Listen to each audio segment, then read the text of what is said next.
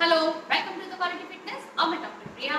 आज हम बात करेंगे नी पेन के बारे में और नी पेन के साथ ही जो हमारा पॉपिंग क्रैकिंग का जो साउंड आता है उठते बैठते जब भी हम घुटने को मोड़ते हैं, इस तरीके से चलते फिरते या सीढ़ियाँ चढ़ते हैं तो एक साउंड आता है जिसे पटाखा भी बोलते हैं। हमारे घुटने में पटाखे बज रहे हैं, इस तरीके का एक साउंड आता है। तो उसी से रिलेटेड आज हम इस वीडियो में बात करेंगे कि वो क्यों वो साउंड क्यों आता है और या फिर वो क्या वो साउंड किसी बीमारी का इंडिकेट कर रहा है, क्योंकि लोग अक्सर ही जब साउंड आता है तो लोग के मन में यही ख्याल आता है तो क्या कि कहीं किसी बड़ी बीमारी का इंडिकेशन तो नहीं है। तो आज हम इस वीडियो में यही बात करने वाले हैं, तो आप लास्ट तक बने रहिए। और यदि आपने चैनल सब्सक्राइब नहीं किया है तो first you subscribe my channel. तो आइए चलते हैं कि इस साउंड के लिए पहले हम बात करेंगे कि ये साउंड क्यों आता है।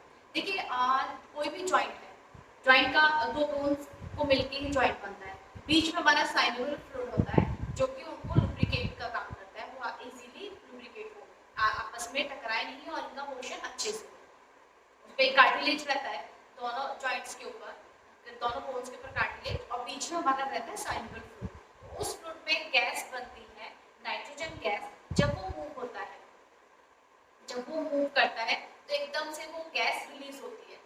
तो जब वो गैस रिलीज होती है, जब हमारा जॉइंट मूव होता है, जब वो गैस रिलीज होती है तो एक उसमें बबल्स बनते हैं, और जैसे ही वो वापस से मूवमेंट होता है, बबल्स बर्स्ट होता है एकदम से, तो फटाक सा साउंड आता है हमको, एकदम वो साउंड हमको वो सुनाई देता है। तो ये एक बहुत ही नॉर्मल सी चीज है जो हमको साउंड सुनाई देता है। लेकिन ये साउंड यदि पेन के साथ हो, आपका इस साउंड के साथ यदि पेन आपको है तो वो कुछ ना कुछ आपको प्रॉब्लम हुआ है।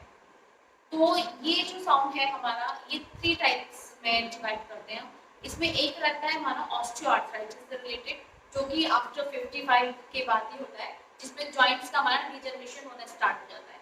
जो हमारे जॉइंट्स के बीच में जो साइनोवियल फ्लूइड होता है, जो एक फ्लूइड होता है जो लुब्रिकेशन का काम करता है, वो ड्राई होना स्टार्ट हो जाता है और जॉइंट्स का भी हड्डी का हमारा डिजनरेशन स्टार्ट हो जाता है। वो मतलब थोड़ा वो आपस में जब वो टकराएंगी, जब वो टकराएगी तो वो जो साउंड आता है आपस में टकराने का, क्योंकि फ्लूइड हमारा जो लुब्रिकेशन का काम कर रहा है वो खत्म हो गया है, वो कम हो गया है। तो जब जॉइंट आपस में वो हड्डी टकराती है इस तरीके से, तो वो साउंड आता है, उसे कहते हैं क्रेपिटस। तो वो फर्स्ट रीजन हुआ हमारा ऑस्टियोआर्थराइटिस, लेकिन वो हमारा आफ्टर 55 होता है। तो जब भी आप अपने जॉइंट को मूव करेंगे, चलेंगे, तो वो साउंड आएगा। सेकंड हमारा आता है पैटेलो फेमोरल सिंड्रोम, जिसमें हमारा ये हमारा नी जॉइंट है।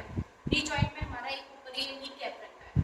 तो नी कैप का हमारा जब भी हम इस तरीके से मूव करते हैं तो जो हमारा नी कैप इस तरीके से हमारा इस बोन के ऊपर, फीमर के ऊपर, इस उसकी अपनी ग्रुप के ऊपर इस तरीके से वो ग्लाइड करती है।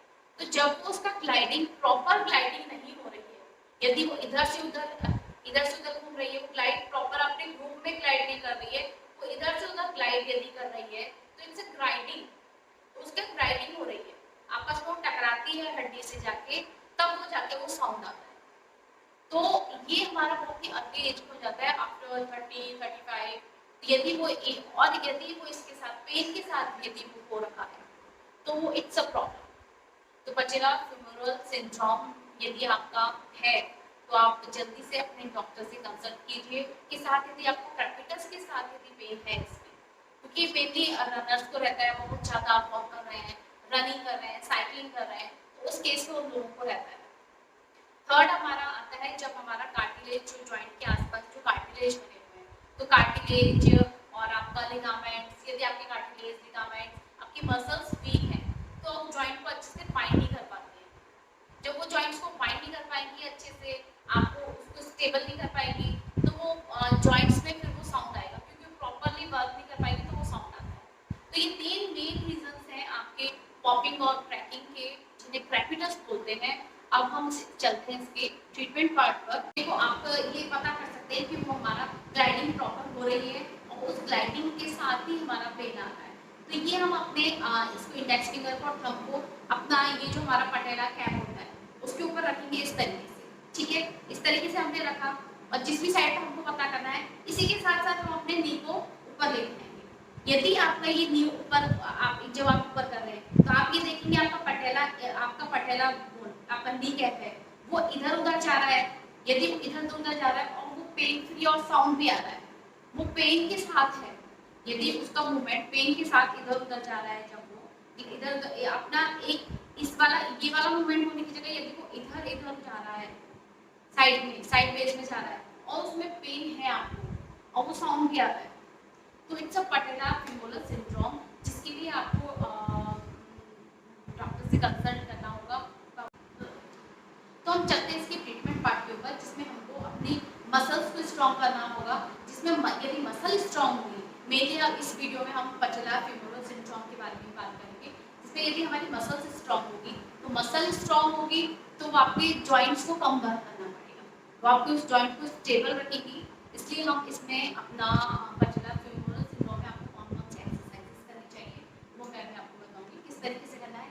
इस तरीके से हम लेट जाएंगे, लेटने के बाद आप अपने लेग को इस तरीके से हल्का सा, आप अपने लेग को हल्का सा बिल्कुल सीधा नहीं रखना है, इस तरीके से उसको हल्का सा टेढ़ा रखना है, इस तरीके से आप एक नी को बेंड कर सकते हैं और ये ऐसे सीधा नहीं, इसको हल्का टेढ़ा करके फिर इसको लिफ्ट करना है ऊपर, इस तरीके से लिफ्ट करके इतना ही बस 30-40 डिग्री होल्ड करके रखना है कि हमारे पियानो स्ट्रेनिंग है, फिर होल्ड करना है, फिर रिलैक्स, फिर इसी तरीके से इसको उठाना है, होल्ड करना है, रिलैक्स। इससे हमारा हम पटेला की हमारी ग्लाइडिंग को कंट्रोल कर सकते हैं। जब वो इधर उधर रफलिंग कर रहा है उसको मतलब इधर उधर अपने ग्रूव पर जाकर इधर उधर जा रहा है तो उसको थोड़ा मेंटेन कर सकते हैं अपने मसल्स को स्ट्रॉन्ग करके। तो ये वाला एक्सरसाइज करेंगे हम इस तरीके से, इसको होल्ड करेंगे फिर रिलैक्स, एक ही एक्सरसाइज हुआ। फिर आपका इस तरीके से आप साइड में इसको रखेंगे, फिर साइड में लेके जाना है, फिर इस तरीके से जाना है, साइड में लेके जाना है, फिर इधर लेके आना है, इस तरीके से साइड वेज भी करेंगे आप और ऊपर भी उठाएंगे। आपको इसलिए ध्यान रखना है कि हमारा लेग इस तरीके से रहेगा, साइड इस तरह लैटरली शिफ्ट रहेगा, स्ट्रेट रख के नहीं करना है, ये हमारा हल्का सा लैटरली शिफ्ट रहेगा।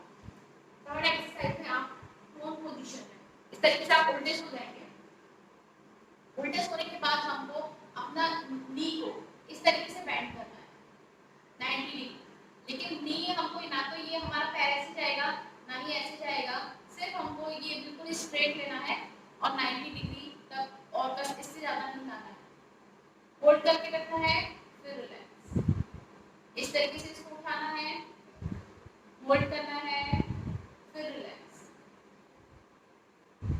फिर उठाना है, होल्ड करना है, फिर रिलैक्स।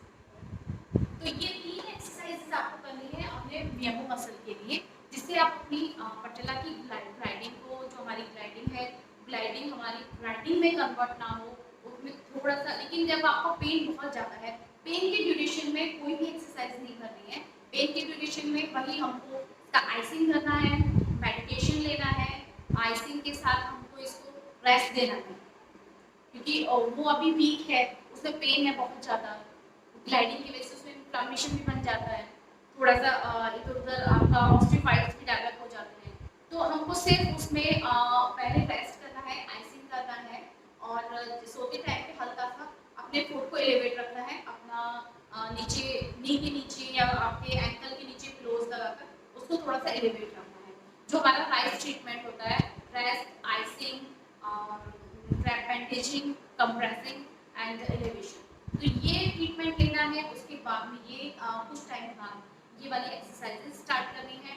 तो आपको अब शायद समझ में आएगा कि ये पॉपिंग और क्रैकिंग साउंड क्रेपिटस होता है, जो कि अपना नाइट्रोजन गैस के बबल्स जो बनते हैं वो बर्स्ट होने के कारण आता है। तो इट्स नॉर्मल, यदि लेकिन वो पेनफुल है आपका, वो बर्स्टिंग जो आपकी पॉपिंग साउंड आ रहा है वो यदि पेनफुल है, तो आपको अपने डॉक्टर से कंसल्ट करना है और फिर बाद में आपको पता करना है कि ये रीज़न मेन, इसका रीज़न क्या है।